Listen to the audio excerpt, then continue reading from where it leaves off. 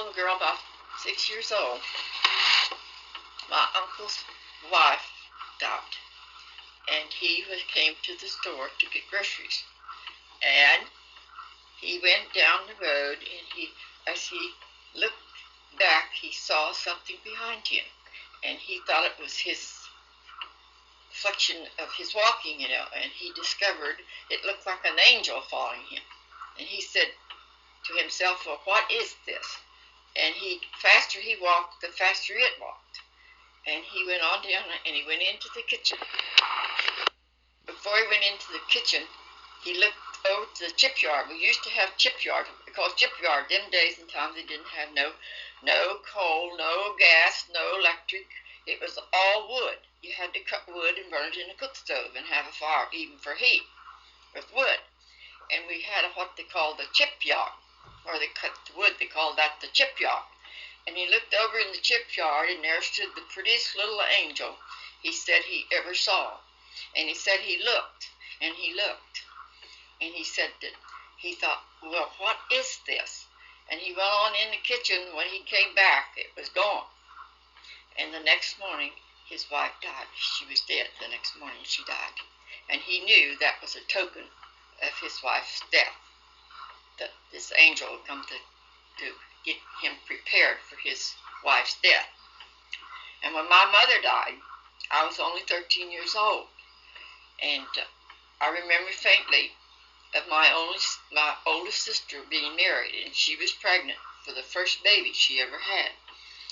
And she couldn't come to my mother's funeral. And something awoke her in the morning, like a bird had slid off the roof and hit the window. And she went out to look, and there wasn't nothing there.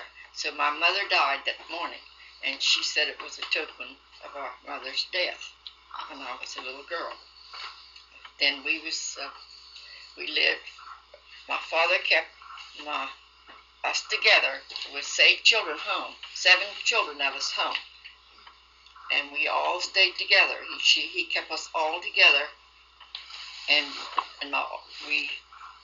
well, none of us was married till after was the first little girl came in our family, and that was her oldest sister's little girl. Was our first little niece that we had to come. She was a beautiful little girl. She had red curly hair and big blue eyes, and we loved her. Oh, we thought she was beautiful. And then she burned up when she was 3 years old. She burnt to death. And her mother was sleeping. They went to bed in the afternoon, and she and her husband had a little roundabout fuss of some kind, and Irene, the little girl's name was Irene, and she said, Daddy, says, you didn't kiss Mommy goodbye. And she made him come back and kiss Mommy goodbye, and he said, no, I'll not go back. Says, I'll give you the kiss and you take it to Mom. So she come back, and she kissed her mother and said, Daddy sent you a kiss back. And they went to bed and slept in the afternoon, and they got up, and she went in the kitchen. It was cold like it is now, real cold, bitter cold. And they were going to go to church. And she said, now you sit in the living room till Mommy goes and fixes hot chocolate and fixes us a sandwich for supper. And she said that she never even hollered or never even cried or nothing. And she said when she started through her dining room into her living room, she'd come out of her little chair into the big chair and had her little head leaned over the arm of the chair, and she was burning up. And she said she grabbed her and she rolled her on the floor, and then she opened the door and she screamed for the neighbors to come and help. And she said that the neighbors heard her, and they run and they wrapped her up, and they called the doctor, and he came, but he said that she'd never make it. She was burnt, internally burnt. She swallowed the flames into her lungs. And my brother said that night that he never dreamed in his life, and he didn't believe in dreams. He said, my brother says, I never dreamed. the only brother we had. And he said he never believed in dreams, but he dreamt that night that Irene had died, and he saw her in the casket, as plain as he ever saw her in his life. And from that time, he had that dream, she only lived about 24 hours. And when I was a girl growing up, I remember all this. When I was a girl growing up. What year was that? It was 19, and about 19 and 19. 19 and 19.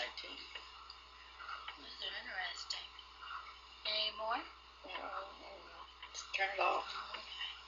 We're growing up. Why? We didn't have TV. We didn't have no radio. We did not have no record players either. All we had was church. We went to church on Sunday morning, Sunday night, and Wednesday night. Then if there was evangelistic service, we'd go sometimes for 6 weeks at night. And once in the daytime. We'd even turn out the school in the morning and go for the services in the morning. And that's all we ever had. When I was a girl, about 15 years old, we got our first record player, but you had to wind them up with a crank and play records, and they had to put a needle in there to make them play, and change needles. The needles would wear out your record if you didn't change the needles, That was the first record player music we ever had in our home, was that wind-up old record. Edison was the name of it. Edison was the name of the player. Well, that was wonderful. Then the first car we ever owned was the first Ford was ever made in 1914. And my father bought a Ford car in 1914. And we thought this was a miracle, that we had a car, and we was almost the rich people then when you got a car, But then my mother died when I was 13 years old. We had a car about a year before she had died.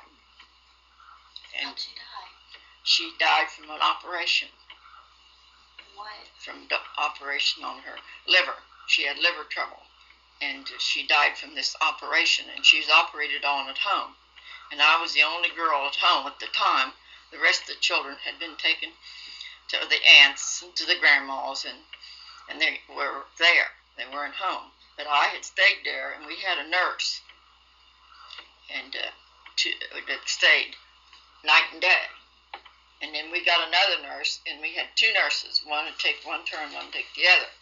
And they had I remember this so well, how my mother would cry and say she didn't want to swallow this tube to pump her stomach. They had to pump her stomach. And I'd always leave the house. I'd go so far away I couldn't hear her cry. I didn't want to hear her cry. From that operation, she lived 10 days from the operation. And but I remember that when the day before she died, she would call me every morning before I would go to the kitchen to get breakfast, and she'd say, Jessie, you get your dad a good breakfast. You bake the biscuit Dad likes, and she'd say, you always get Dad a good breakfast, she'd say to me. And she'd always say, be a good girl. And I'd go to the kitchen and cook the breakfast, but she never had eaten anything from this operation. And I never remember ever giving her anything, not even to broth. And I was there from the time that we operated on her till the time she died. And the day before she died, she called me to her bed and told me that she was going to die. And she says, I'm going home, she says, to live with Jesus. And she says, you girls, you be a good girl and take good care of Hester. Hester was a baby. She was only 2.5 years old. And so then she called for all the children. And the children all stood around her bed. and she said to the children that she wanted them all to be good children. And it was all there except the girl that was pregnant, the oldest girl. She wasn't there. She wasn't allowed to come. They wouldn't let her come. So went to the next day, that evening, along about 4 o'clock, she sung, "I'm going home to die no more." She sung it clear through. It's an old song. In West Virginia, they used to sing this in West Virginia. "I'm going home to die no more." So she sang that through and through, never made a bubble. And I said to the nurse, "My mother must be dying." And she said, "No," said, "she's going to be all right." And so that morning, Dad had sent for another nurse, so we'd have enough help. And when that nurse came that night, she was gone fast. She was past speaking to any of us. And this little nurse came in and looked at my mother and came into the kitchen, and she says to the other nurse, "What did you call me for?" She says, "Why, Mrs. Rhodes is going to die." She said, "She's dying." And she said, "Those kids, I'll never forget, we cried and said, well, what was we going to do without a mother?" And this little nurse, she was so nice. She said, she put her arms around us and told us that she was going home. She couldn't, they had did the wrong thing, or something was wrong, that something had set in, there was no hopes. She was really nice. And then I can faintly remember we had her funeral at home, at our house, in our home. We lived out in the country. We lived way out 12 miles out of the little town of Ripley, West Virginia. We lived in the country, never lived in the city. We always lived in the country, where we had horses and cows and chickens. And in the evenings, we came home from school. We would, after our mother died, we came home from school. We had supper to get. We had the chickens, the eggs to pick up. We had the cows to milk, and we had the meals to cook, the dishes to wash. And we would take care of our baby sister. We would carry her to school 2.5 miles. And the kids today, they can't walk 10 steps to school. We walked 3 and 4 miles to school. Now that's true. It's the truth. We had we must have walked 3.5 miles or 4 miles to school, and we'd take her to school with us. This 2-year-and-a-half-old baby. We'd take her to school with us in the morning and carry her to school and carry her back till one of us quit school. And my one sister, she quit school. She wouldn't go to school anymore, and that was my sister Georgie. And she stayed home and kept her my twin sister Georgie. But I didn't quit school. I went on to school till I was in the 8th grade, and I was going to take the test. Them days and time, they didn't have no high schools either, Deanna. No high schools. There weren't any high schools. You took your test. If you could pass this test, you was eligible to teach school, and then you would go as a school teacher. You'd start just as a school teacher. That's the way it was. So, going on to tell you my story, well then, I met my dad after my mother was gone for 2 years. He picked himself up a girlfriend, and he began to prepare to get married. And I was a cook, and I was a bottle washer. I had to do everything. I was the one that managed the family. I was the one that told them what they had to do and what they couldn't do. More or less, I was a boss of them. And I had a twin sister the same age as me. But still, she wouldn't do nothing without I would tell her she had to do it. And my sister Lucy, she was always the troublemaker in the family. She always caused a lot of problems. She was a problem girl. And but the other 2 girls, they were smaller, and they weren't that much trouble.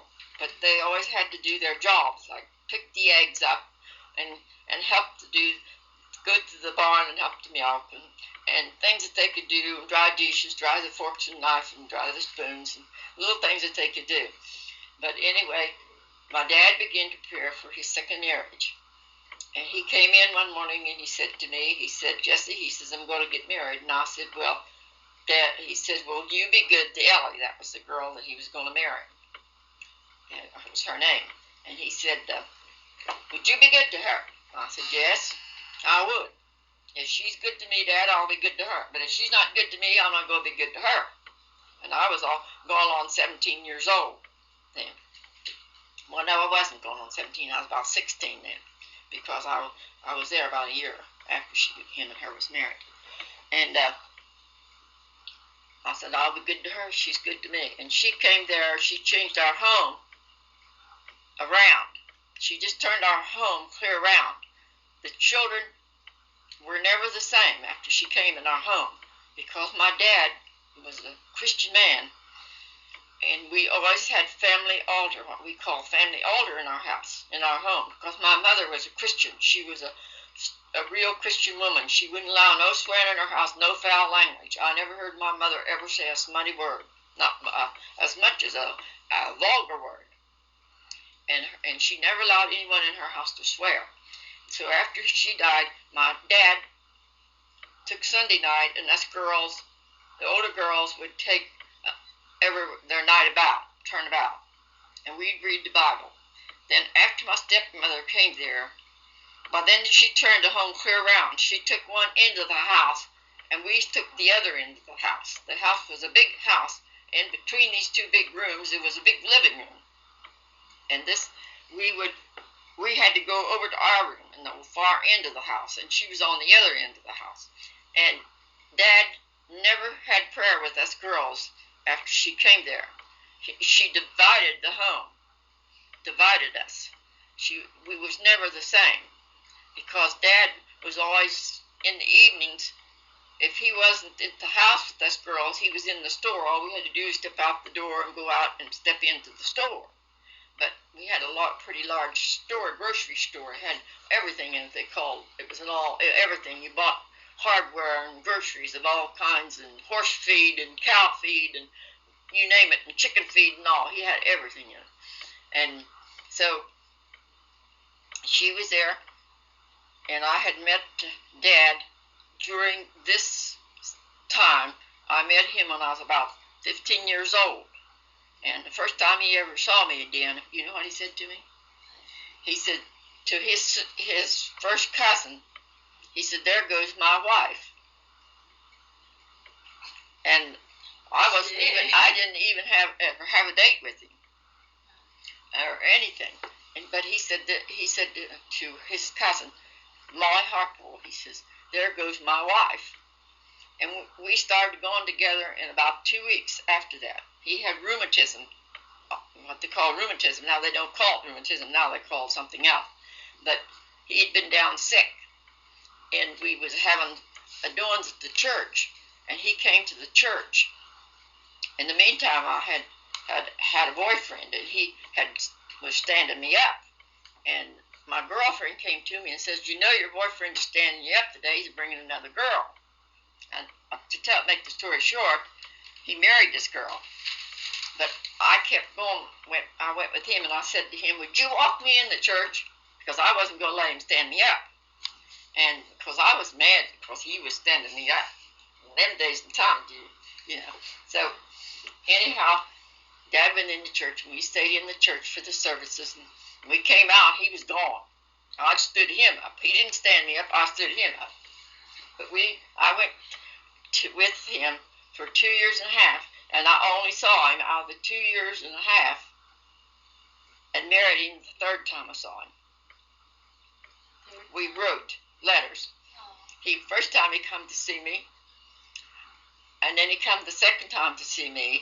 My stepmother had bought 9 bushels of peaches, and I wrote and told him that they were having a Farmers Institute and a children's day at the church, at the Methodist church at Elk Fork. We had churches all around us. We could go to a Methodist church, we could go to a Presbyterian church, or we could go to United Brethren church. I don't remember any Baptists though, or any Pentecostals. That was the 3 churches we could attend. And I wrote and told him if it's possible he could come, I wish he'd come, because we always attended this, because this was a great time, because we had a big church lot, and it had tables built out in the church lot. Like we have our Sunday school picnic, we had this, like, food all around, and they had all kinds of food, and everybody took a basket of food. And it was just like a big picnic, and we always got to go to that, and this was an occasion that we always looked forward to. Well, she bought this 9 bushel of peaches. Well, I thought, well, there goes the Farmers Institute out the door, and there goes our Children's Institute out the door, and I said, we'll just have to stay here and peel peaches all day and all day tomorrow. It was on Friday and Saturday. So, the night before that he came, she and I had a fight, the only fight we ever had. You and your stepmother? You and my stepmother. First fight we ever had. All the time she was there, I never fought with her, but I hated her because she'd make us girls get up at 4 o'clock in the morning, and we had four head of horses, two teams in the oil field. The oil field was booming then in West Virginia, and these teams had drivers. He had teamsters, what they call the teamsters. They drove the teams, and we'd have to get up at 4 o'clock and fix their breakfast and fix their lunches to take out with them on the wagons that day for hauling. Why didn't she do it? She didn't get up. She stayed in bed. And we got breakfast, and we got Dad's breakfast when he got up. But she'd come out. She always come out with her clean dress on, her clean apron, and she'd always clean her room and have it all spotless. And us girls, we had to do all the work. We had to do it all. She didn't do nothing, only try to boss us. And so that evening I came, she'd bought all these peaches, 9 bushel at one time. And so I had put my hair up. I had real long hair. I put my hair up, and I was going to go to the Farmers Institute that day. And she told me, her and Georgie told me, my sister Georgie said, go ahead and go. She said, go ahead and go. You've already got ready to go. She said, go ahead and go. Now you're prepared to go. Go ahead and go. So I took her up on it. I was a kid. I wanted to go, I took her up on it. But in the meantime, I didn't know he was coming because he'd never written and told me he was coming. And so I went. When I come back home that evening, they both jumped onto me. And I had to go to the garden and get the stuff in for supper, the vegetables in for supper, and cook supper. We took a week about cooking. Georgie and I did. And that was for Hazel, and Hazel ever come in the kitchen. And she kept asking me who was there. And they knew who was there because everybody in the country knowed everybody, and everybody went, Like Carmichael. Well, everybody went because this was a big occasion, And I told my sister, I said, you shut up. I told her, I said, if you don't shut up, I'm going to slap you one right across the face. I said, so-and-so was there, And my stepmother, she stepped in and she said to me, you better shut up. She says, I'll slap you right in the mouth. I said, you come right out here and slap me. And I said, I'll slap you right back, too. I said, I told my dad when you come here that if you was good to me, I'd be good to you. And I said, don't you ever slap me, I'll slap you right back. And so I supposed I'd get a whipping. I was sure that I was going to get a whipping. They whipped you them days with a whip, big, long, hickory whip over your. Boy, they really laid it on. Boy, I'll get a whipping for this, So, anyway, next morning I went out to milk, and Dad went with me. And he milked 1 cow, and I milked 1 cow. And he said to me, he says, Jessie, he says, I want to ask you something. I said, all right. He said, how's come you and Ellie had a fight last night? And I said, well, Dad, she jumped onto me, her and Georgie both.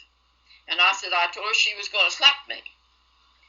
And I told her if she slapped me, I'd slap her back because I didn't do anything to get any slap. And I said, she told me that to go ahead and go, and they would peel peaches and for me to go ahead and go.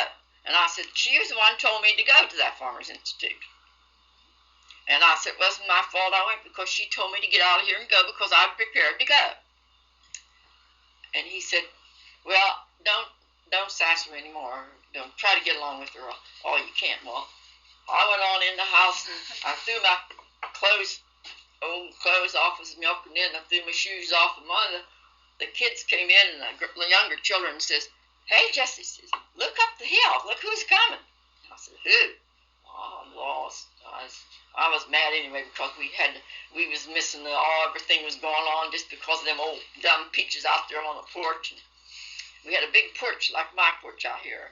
It was closed in, only it wasn't windows in it, had screen in it. And I said, well, they said, go look. And I went and looked, and it was Dad coming. My husband it wasn't my husband yet, but it was my husband. And, well, I told him I couldn't go because we had to peel all these dumb peaches all day.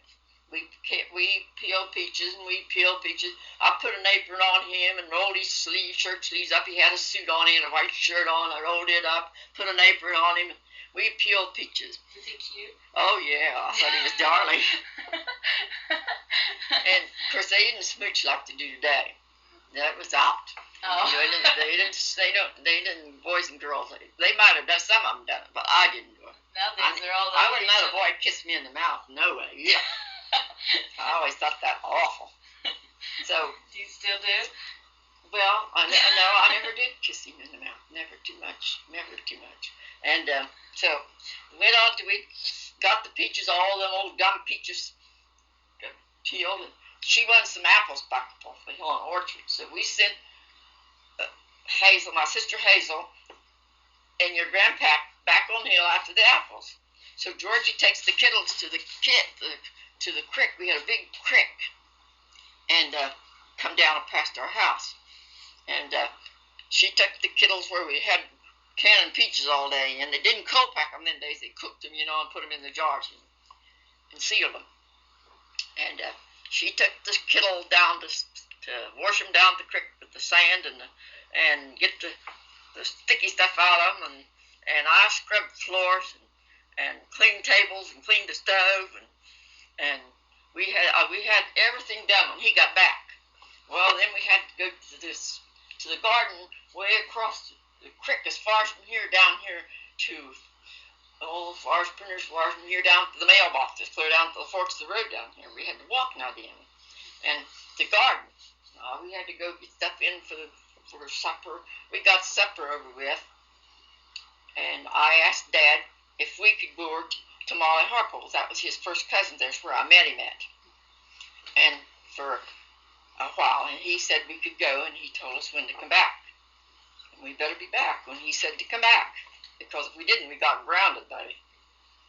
And so we went over there, and we sang and played and had a good time. Come back, and whenever he come over home, he was allowed to kiss me good night, but he wasn't allowed to come in. It was bedtime. You go to bed. It's bedtime. You didn't sit up and talk to no boy. It was bedtime at our father's house. And so then went on till my sister's little girl burned up, which I told you she burned up. Well, they sent me to Charleston to keep me from marrying him. They didn't want, well, my dad didn't have nothing against him, but my stepmother, she didn't like him very good. She claimed she didn't like him very good. She'd send me out there, and I'd have to I'd never marry him, and they sent me right to him, And I had my story a little bit. He wrote and told me she had put boys' shoes on us to wear to school. And this made us mad. Oh, us girls were really mad because we had to wear them old boys' shoes to school. And I wrote and told him about wearing boys' shoes to school, and he told me that he'd get me shoes and send them home, and I said no, because they know that. So he said, well, he was going from Uncle George Roberts up in the mountains over to Republic. That's right across the river here. And he said, if I get a job there, well, he says, I'll be after you. We'll be married. And I hid the letter, and he said, you write me all your sizes that you wear, because I'll get everything you need. And if they don't let us get married, well, we'll run off and get married. So here Georgie slipped around and gets my letter and gives it to Dad and Ella to read. What happened? Oh, they didn't say nothing. I was so mad at her. She never got any more to read. And so that's the reason why they told me to go to Charleston, over to Charleston, so I would marry him. So I heard him talking. I slipped around and eavesdropped. And I heard Dad say, now, to my brother-in-law and my sister, says, now, when he comes over there, says, if he ever comes over there to see Jessie, says, treat him nice, because I think he's a nice boy. Treat him all right. Well, that kind of tickled my ear a little bit, you know. I thought, well, wonder what they think they're doing. They're sending me right in his arms. So when I got over to Charleston, I went down in Charleston. I got a job. I worked in Cox's store, a clothing store, and I worked in the basement of the store. And I was scared to death. I'd been raised in a store, but I was scared of that. I never liked the store. Never. I hated the store because we had a store. He was in store business as well as I could remember. I could just faintly remember the store. Faintly remembered. It's warming up. That's Mom's good hat, Dean. I know she let me wear it. So I took and he come after me, and I wasn't there when he came. He comes up to my sister Wilma's, and I was down in Canova, West Virginia, where Uncle Ron's people live. Down there with some of Veda's relations. What are you talking about? Tell them, Deanna, when I was growing up, how it was when I was growing up. Oh. And anyhow, when we took and got home that evening, I had supper for my sister-in-law and my brother, and my sister called me and told me to come down. What's her name? That's Deanna's. And anyway, I said, I'll be down a little bit. I said, what's so important you want me to come down there? She said, well, why don't you come down? Just right away. She said, you come right away. And I said, I'll be down just a little bit. So I'll come down. And I didn't know your grandpa was there. I didn't even know he was in 100 miles of the place. And she hid him in behind the kitchen cabinet or something. And I said, well, what was so important you want me down here? I said to her, you know. She said, well, I wanted you down here. She said, I think it was time you was getting down here with me. And then your grandpa, he grabbed and hugged and kissed me. And then we got married in a couple days. We got married in her home. And she signed my license for me because I was real young. I was 17 and I looked like a little girl. I only weighed about 100. I didn't weigh 100, did I, Dad? No, you weighed 90 pounds. I weighed 90 pounds. 90? I weighed 90 pounds. Oh, And if I had went to get to sign my license, they wouldn't let me sign it because they didn't know that I was too young. I was only 17 years old. And then my sister Wilma went to sign my license. How old was she? Well, she was married and that was when after little Irene burned up. That was after that Irene died. And we got married in a couple of days. And we was married in her home by a Presbyterian minister. And we had 2 or 3 witnesses there, and the house was full of people to see us get married. We was married 5 o'clock in the evening, the 3rd day of January, 1923. And then we come to Pennsylvania. We stayed there a couple of days, and we got ready, and we come back to Pennsylvania, and we stayed with his cousin till we could get to go to housekeeping. And then we went to housekeeping right next door to her. What's housekeeping? Well, we got our furniture. Them days it didn't have a whole lot of furniture like they do today. But the first furniture we had was a table and two chairs and a stove. And no carpet on the floor, and we had a bed and a dresser. Then the next thing we bought was a rocking chair, and we bought one of these little graphophones that had the round records on it, Deanna. Oh, yeah. With the big horn? With the big horn. Oh, I'd like to kept mine if I had sense enough. You know, I didn't know they'd ever be worth anything, but I said, look what they'd been worth today. I can remember that as well. It was yesterday. We put carpet on our floor after we was married. We wasn't married very long till we had carpet on the floor. And how old were you when you had your first baby? I was, my first baby was born. We was born the 8th day of November. We was just married 9 months and 5 days till she was born.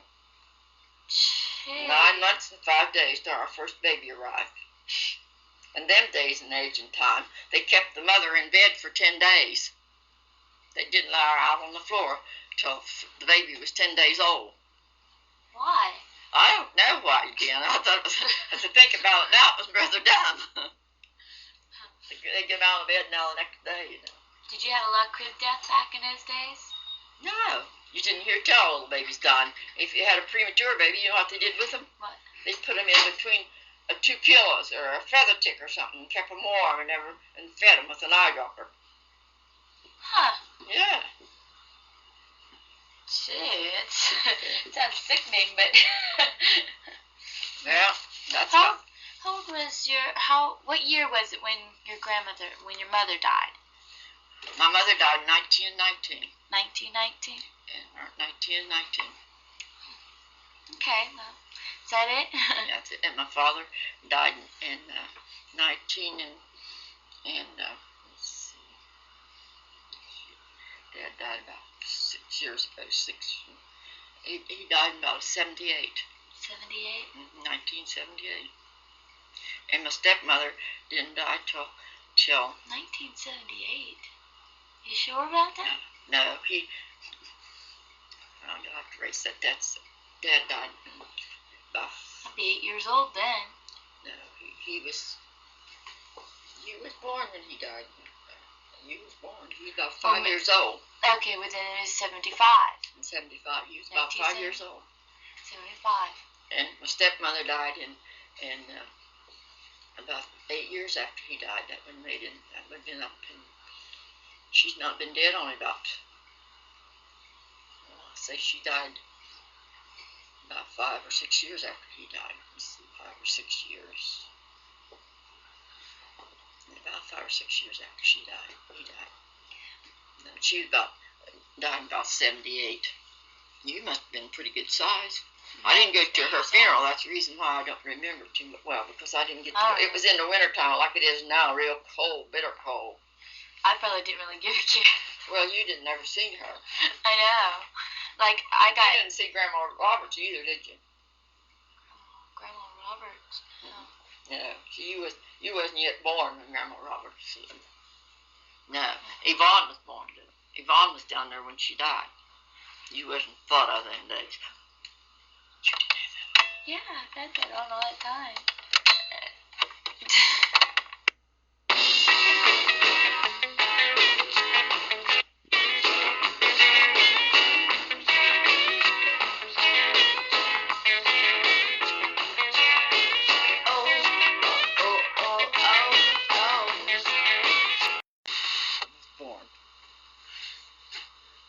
I was very young, but I can remember when they wore the long dresses on them, and they put the tails up over their little feet, you know, real long dresses come clear down on the floor, on little tiny babies. And, I've seen those in pictures. Well, I've seen them. That's the way they used to dress them back there in the old days, you know. That's a lot of nonsense. Grab them by the bottom of their dress and just let them. They cut them off after they had wore them so long. They cut them off and make them short dresses. They would shorten them after so long time. They'd make short dresses out of them. But I can remember that. I can remember when my baby sister was born in August the 5th, 1916. I can remember when she was born. And I can remember also when my other sister was born in 1910. I can remember when she was born. And I can remember when my oldest sister had typhoid fever. She was only about 13 or 14 years old, and they thought they had her ready to lay her out. Them days and time they didn't have morgues or anything, you know. They had funeral homes, didn't have funeral homes like they do today. And they had her ready to lay her out, what they call lay them out. They washed them and dressed them and laid them out, you know, and then put them in a casket. They made the caskets them days. Of a big box? I made my box like a box and lined them. They made them. They didn't. It wasn't like they are today. They're nicer today. More expensive. Well, I don't know whether there was as good or not, because I remember one woman up on the hill that had been dead, I don't know how many years. I guess maybe 25, maybe 30 years, and they took her body up to bury her, to take her and bury her out in Spencer, West Virginia. They wanted her body out there, and my mother was living yet, and they wanted to, us girls wanted to go up on the hill where the graveyard was and see them open that grave up. And my mother wouldn't let us go because we was girls, and there was a lot of men. My mother was very cautious about us girls being around men. Like you were around me. And she said, no, we didn't have no business up there. But my brother was there, and there's other people there that knew this woman. And they said, when they opened that grave up, Deanna, they said that the body was in the box where they buried him in them days was like, not like these old things they used to have, to bury in. And they said that her hair grew to the end of the casket, and it was just like hair all over her, and she was just as natural as the day she was put in there. And just because the air hit her, she went just like powder. And they took the box right up out of the grave. And she'd been buried there for, I don't know how many years. They said, I can't remember just how many years, but it was a good many years. But they said she was so pretty, her hair grew clear down, just looked like a fog of hair over her. And when the air hit her, it went just like a puff, and she went right to dust. Ew. Yeah, that's true. That's no fable. No, that was a true story. And so they took what was remained of her and took her where they was going to bury her and put her in another grave. Because the Bible tells us we go back to dust, like our bodies are made out of dirt. God created man out of dirt. And we're made out the elbow for me. Let your dad tell you some stories. I'm reading.